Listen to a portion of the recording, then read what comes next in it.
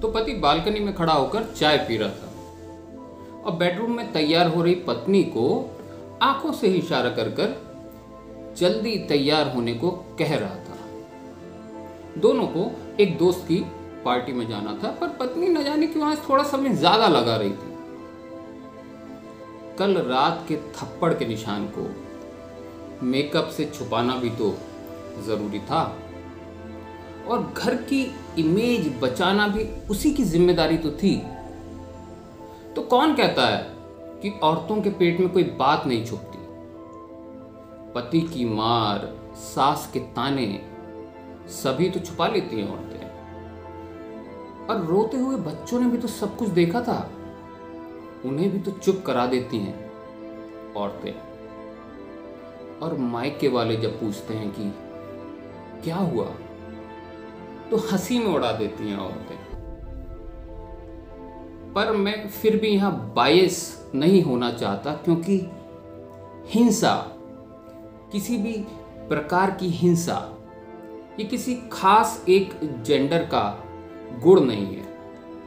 और domestic violence जैसी घटना स्त्री या पुरुष किसी के साथ भी हो सकती है। पर इस वीडियो में हिंसा या अहिंसा को काफी गहराई से समझने की आज हम कोशिश करने वाले हैं और बिल्कुल ही नए नजर के साथ हम इस विषय को देखेंगे। तो अंत तक बने रहिएगा आप मेरे साथ, रोचक होने वाला है मामला। तो महावीर से अगर पूछा जाए कि क्या गांधी अहिंसक थे, तो शायद वो कभी हां नहीं कह पाएंगे। तो गांधी जी के अहिंसा पर प्रयोग निश्चित बहुत गहरे थे, बड़े ईमानदारी से भरे हुए थे, पर फिर भी शायद वो ह्यूमन साइकोलॉजी तक ही सीमित रह गए। वहीं महावीर की अहिंसा की परिभाषा आज तक की सबसे गहरी परिभाषा मानी जाती है और केवल मनोवैज्ञानिक न होकर और गहरी आध्यात्मिक है, स्पिरिचुअल है और बड़े सोचने योग्य है और बात करने योग्य है, मगर बड़े खुले दिमाग से उसे हमें समझना पड़ेगा। तो महावीर तो कहेंगे कि अगर तुम्हारे एक गाल पर कोई अगर चांटा मारता है और तुमने दूसरा गाल भी अगर उसके आगे कर दिया, तो वो भी एक तरह की हिंसा ही है जो तुमने मारने वाले के साथ की है। क्योंकि ऐसा करके हमने सामने वाले को और भी उकसा दिया और भी प्रवोक कर दिया। शायद वो एक चांटा मारकर ही शांत हो जाता और चला जाता, पर तुमने तो अहिंसा को भी अपना अहंकार बना लिया, ईगो बना लिया और इस तरह से हमने उस व्यक्ति के अंदर की हिंसा को और भी उकसा दिया। तो हम खुद अहिंसक कैसे रह गए? बात गहरी है, अजीब भी लग सकती है, पर तब भी क्या थोड़ा विचार करने योग्य नहीं है? तो जीवन कभी इतना सरल होता ही नहीं कि उसे तुरंत सही या गलत में हम बांट सकें, किसी एक पलड़े पर रख सकें। जीवन तो जटिल है, कॉम्प्लेक्स है और महावीर जैसे लोग इस जटिल जीवन को भी समझ पाते हैं। तो ओशो की इस किताब से महावीर वाणी, तो मैंने महावीर को कैसे समझा और अलग अलग किताबों से और अन्य महापुरुषों को कैसे समझा, तो मेरी भी यही कोशिश रहती है कि उन महापुरुषों का, उन विचारकों का परसेप्शन, उनका नज़रिया मैं और भी सिंप्लीफाई करके आपके साथ शेयर करता रहूं। तो महावीर बड़ी क्लैरिटी के साथ बता पाते हैं कि जीवन की जो व्यवस्था है, जो बुनियाद है, वो खुद ही पूरी हिंसा पर खड़ी हुई है, वायलेंस पर खड़ी है। और यह हर पल ही तो हिंसा हो रही है। और महावीर बिल्कुल साफ देख पाते हैं कि इस जीवन में 24 घंटे अनेक तरह की हत्याएं होती रहती हैं, और हम जैसे किसी आम व्यक्ति को तो बस कभी कभी दिखाई पड़ती हैं। मगर जब हम चलते हैं तब हिंसा हो रही है, तब किसी की हत्या हो रही है। जब हम सांस लेते हैं तो हम लाखों कीटाणुओं की, जर्म्स की हत्या कर देते हैं। जब हम भोजन करते हैं तब किसी की हत्या हो रही है। हमारी आंख की पलक भी अगर झपकती है तो उस एक झपकी में न जाने कितने हजारों जर्म्स मर जाते हैं। मगर हमें तो बस जब कोई किसी आदमी को गोली मार देता है तो ही हत्या नजर आती है। पर महावीर के लिए हर जीवित प्राणी के जीवन का मूल्य, वैल्यू उनके लिए एकदम बराबर है, चाहे वो आदमी हो, जानवर हो, कोई बैक्टीरिया हो या जर्म्स हो। तो महावीर को पता था कि जब तक जीवन है तो हिंसा तो होगी ही। तो किया क्या जाए? तो कम से कम हिंसा हो, उसी का हर पल प्रयास वो करते रहे। और मजेदार बातें हैं, हर रात केवल एक ही करवट वो सोते थे, दूसरी करवट ही नहीं लेते थे, ताकि कोई कीड़ा वगैरह करवट लेते समय न दब जाए। तो एक ही करवट में रात गुजार देते हैं महावीर, दूसरी करवट ही नहीं लेते, क्योंकि अगर दूसरी करवट ली तो ना जाने कितने जीवन फिर खत्म हो सकते हैं। बहुत धीरे धीरे सांस लेते थे ताकि कम से कम जर्म्स सांस की गर्मी से खत्म हों। और आज भी जब आप जैन मुनियों को मास्क पहने देखते हैं तो उसका यही कारण है कि सांस की गर्मी से न्यूनतम, मिनिमम जीवन का अंत हो।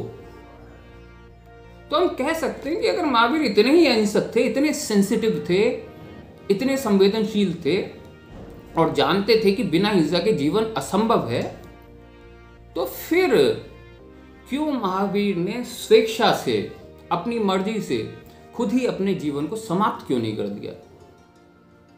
तो महावीर निश्चित ऐसा कर सकते थे, क्योंकि जैन धर्म में एक रिलीजियस प्रैक्टिस भी चली आ रही है जिसको संलेखना या संतारा कहा जाता है। आप गूगल करके देख सकते हैं, जिसमें व्यक्ति धीरे धीरे भोजन और पानी को कम करता चला जाता है और एक दिन शरीर को त्याग देता है। और शायद 2017 में या 16 में, कुछ साल पहले, इस पर काफ़ी विवाद भी हुआ था और राजस्थान हाईकोर्ट ने इस पर रोक लगा दी थी और फिर मामला सुप्रीम कोर्ट में चला गया। और आगे की जानकारी मेरे पास नहीं है, मैं भी नहीं देख पाया। तो महावीर निश्चित ही स्वेच्छा से अपना शरीर त्याग सकते थे, लेकिन एक और रोचक बात है, उन्हें मालूम था कि अगर खुद को समाप्त करेंगे तो एक आदमी के शरीर में लगभग 7 करोड़ जीवाणु पलते हैं, और अगर आदमी अस्वस्थ है, अनहेल्दी है, तो और भी ज्यादा। तो अगर महावीर जहर भी पी लें तो वो केवल अपना ही नहीं, 7 करोड़ और जीव जंतुओं की वो हत्या कर रहे हैं। तो महावीर जब देखते हैं हिंसा को तो मामला जटिल है, इतना आसान नहीं है जितनी हमारी आंखें देख पाती हैं। तो हम इस पर बात कर सकते हैं, और ये बात बड़ी विचित्र भी लग सकती है। हम हंस सकते हैं कि ये किस तरह का नजरिया है, पर महावीर जैसे व्यक्तियों की संवेदना, सेंसिटिविटी, उनका प्रेम, वो सबके लिए बराबर है। वो हमारी तरह भेदभाव नहीं करेंगे कि पशुओं या कीटाणुओं को मारने पर भारत संविधान कोई सजा नहीं देता, उसमें सजा का कोई प्रावधान नहीं है, तो उनके जीवन का कोई मूल्य नहीं है। महावीर जैसा व्यक्ति इस तरह नहीं जीवन को देखेगा। तो इस किताब महावीर वाणी में बहुत ही रोचक बातों का उल्लेख है, जिक्र है। तो जैसे कि मैंने बताया, जब हम बीमार होते हैं तो हम तो बीमार होते हैं, मगर अनेक कीटाणु हमारे अंदर जीवन पाते हैं, पैदा हो जाते हैं। तो महावीर से अगर कोई कहे कि मैं बीमार हूं और आप मेरी चिकित्सा कर दें, मुझे ठीक कर दें, तो शायद महावीर बड़े असमंजस में पड़ जाएंगे कि क्या किया जाए, क्योंकि आदमी ही का जीवन स्पेशल है, उसी का जीवन सबसे कीमती है, ऐसा महावीर नहीं मानते। तो जब हम बीमार होते हैं तब करोड़ों जीवन हमारे अंदर पनपते हैं। हमारे ठीक होने में करोड़ों जीवनों का नष्ट हो जाना तय है। और महावीर के अनुसार हम इतने मूल्यवान नहीं हैं जितना हम सोचते हैं। तो महावीर को तो निश्चित मुश्किल होगी ये तय करने में कि वो हमें बचाएं या ना बचाएं। हम एक आम आदमी के बारे में पहले से ही प्रिडिक्ट कर सकते हैं, अनुमान लगा सकते हैं कि किसी खास परिस्थिति में वो क्या करेगा। और जितना कम समझदार कोई आदमी होता है, उतने ही हमारे अनुमान उसके बारे में सटीक होते हैं, उतनी हमारी प्रिडिक्शन सही होती है। तो जितनी हमारी नासमझी होगी, उतनी आसानी से हमारे बारे में बताया जा सकता है, प्रिडिक्ट किया जा सकता है कि हम किसी परिस्थिति में क्या करेंगे। क्योंकि अक्सर हम लकीर के फकीर होते हैं और सोसाइटी के दिए गए फ्रेमवर्क के अनुसार ही चलते हैं। सिक्योरिटी है वहां पे, विवाद में नहीं फंसेंगे। पर महावीर या बुद्ध जैसे व्यक्तियों के बारे में ऐसा नहीं कहा जा सकता कि किस परिस्थिति में वो क्या एक्शन लेंगे, कैसा व्यवहार करेंगे। वो तो हर स्थिति को टोटलिटी में, उसकी पूर्णता में देखेंगे, तब ही कुछ करने का निश्चय करेंगे। और वही हमारी स्थिति तो ऐसी है कि सोचिए कि अगर पाकिस्तान के साथ हिंसा हो रही हो या किसी पाकिस्तानी के साथ हिंसा हो रही हो, तो हमारे ऊपर शायद जरा सा भी फर्क नहीं पड़ेगा। पर हाँ, किसी हिंदुस्तानी के साथ अगर हिंसा हो तो हम जरा सा शोक प्रकट कर सकते हैं। और हिंदुस्तानी में भी अगर हिंदू हो तो शायद एक कदम जाकर हम पुलिस को कॉल भी कर देंगे ताकि वो आए और उस व्यक्ति को बचा पाए। पर वहीं अगर अपने किसी घर के सदस्य के साथ, अपने बच्चे, अपने भाई, अपने पति, अपने पति, अगर अपने किसी घरेलू सदस्य के साथ हिंसा हो, तब तो शायद हम अपनी जान दांव पे लगाकर कूद पड़ेंगे। तो हमारा प्रेम कहने का मतलब है कि बहुत कंडीशनल है। मगर बुद्ध, महावीर या कृष्ण जैसे व्यक्तियों का प्रेम सबके लिए बराबर है। और इस किताब में ओशो से किसी ने पूछा, बड़ा रोचक सवाल किया। सवाल था कि महावीर अगर किसी रास्ते से गुजरते हो और किसी आदमी के साथ बड़ी हिंसा हो रही है तो महावीर क्या करेंगे।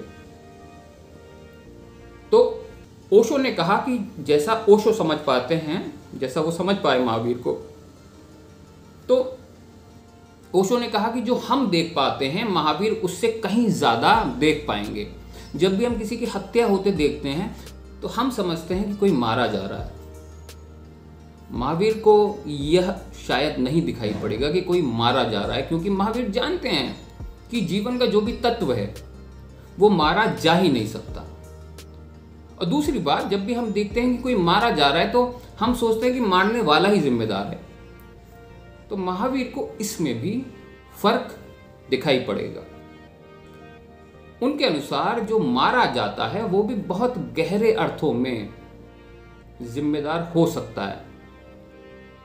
और थोड़ा समझने योग्य बात है, तो हो सकता है कि केवल अपने ही किए गए किसी कर्म का प्रतिफल वो आदमी पा रहा हो। और जब भी हम देखते हैं कि मारने वाला जिम्मेदार है, और मारा जाने वाला हमें हमेशा निर्दोष मालूम पड़ता है।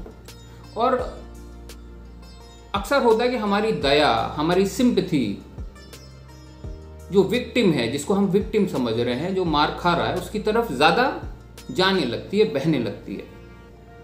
पर महावीर के लिए शायद ऐसा जरूरी नहीं होगा, क्योंकि महावीर का देखना और भी गहरा है।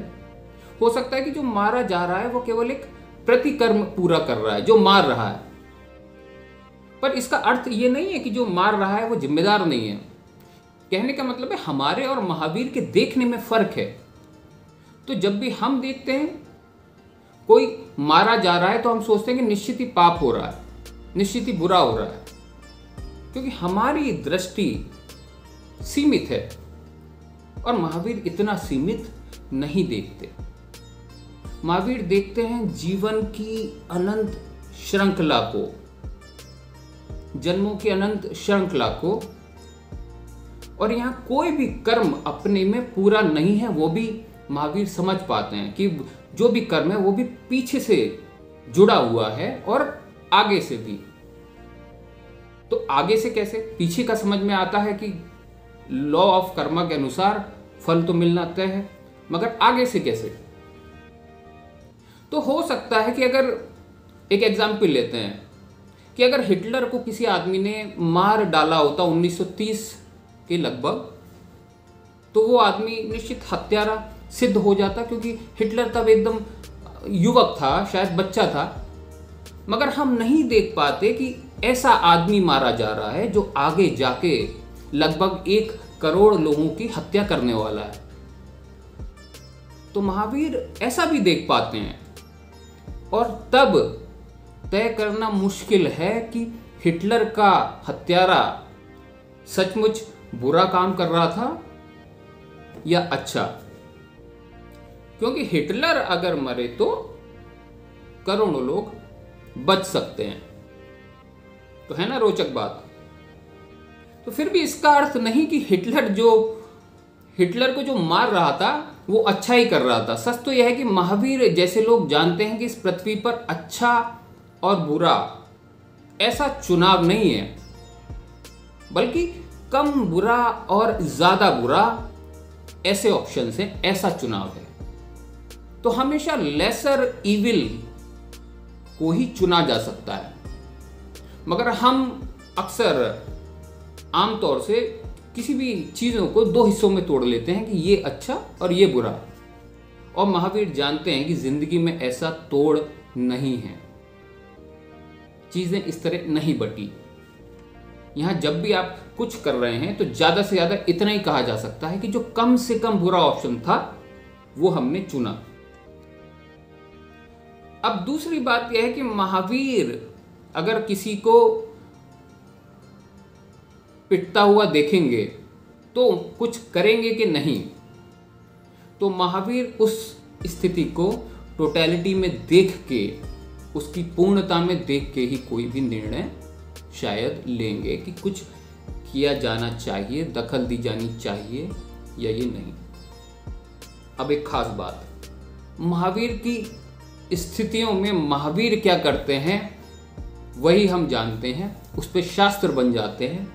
कृष्ण ने क्या किया उस पर शास्त्र खड़ा हो जाएगा, राम ने उस समय की स्थितियों पर क्या किया उस पर रामायण लिख दी जाएगी, बुद्ध की स्थितियों में धर्मपद जैसे ग्रंथ लिख दिए जाएंगे। मगर बुद्ध की स्थितियों में बुद्ध क्या करते हैं वो तो हम जानते हैं, और उसके पीछे उस पर एक परंपरा खड़ी कर देते हैं, एक फ्रेमवर्क बना लेते हैं, और धीरे धीरे वो रिचुअल्स बन जाते हैं। और हम बोलते हैं कि राम ने इस तरह किया था इसीलिए मैं आज ये कर रहा हूं। तो उन चीजों को हम पकड़ कर बैठ जाते हैं और उसी को बोलते हैं कि लकीर का फकीर बन जाना। और फिर हम शास्त्रों में खोजते रहते हैं कि इस स्थिति में राम ने क्या किया, कृष्ण ने क्या किया, महावीर ने क्या किया। पर हम भूल जाते हैं कि आज ना तो स्थिति वो है, ना समझ लोगों की वैसी है, ना राजनीतिक स्थिति वैसी है, ना सामाजिक स्थिति वैसी है, ना पारिवारिक स्थिति वैसी है। तो सारी चीजें तो भिन्न हैं। और अगर स्थिति वही है भी तो एक बात तो पक्की है कि हम कृष्ण या महावीर तो नहीं है कि चीजों को टोटलिटी में देख पाए, क्योंकि महावीर ने या कृष्ण ने किसी धर्मशास्त्र में नहीं देखा कि ये स्थिति है तो युद्ध किया जाए ना किया जाए, हिंसा रोकी जाए ना रोकी जाए। उन्होंने ये नहीं देखा कि इस स्थिति में किसने क्या किया और वैसा ही मैं करूं। इन महापुरुषों से तो इन्होंने तो बस होश को साधा, होश पूर्वक जो बात करने योग्य लगी उन्होंने वो की। कोई नियमबद्ध काम नहीं किया, वह स्वतंत्र होशपूर्वक हुई घटना थी। और हर पल ही तो जीवन बदल रहा है और जिंदगी कोई स्टिल फोटोग्राफी भी नहीं है ना, कोई जड़ फोटोग्राफ नहीं है, बहुत डायनेमिक है। वहां सब बदल रहा है, हर पल बदल रहा है। सारी स्थिति तो आप देखेंगे हर 5, 6, 10 साल में पूरी ह्यूमन कॉन्शियसनेस बदल जाती है। हर बार नई स्थिति खड़ी हो जाती है। आप वोट देने भी जाते हैं तो हर बार एक नई राजनीतिक स्थिति खड़ी हो जाती है। तो गांधी ने कैसे विजय पाई, कृष्ण ने कैसे युद्ध जितवाया, इन सबसे बेहतर है ये समझना कि कब क्या किया जाए।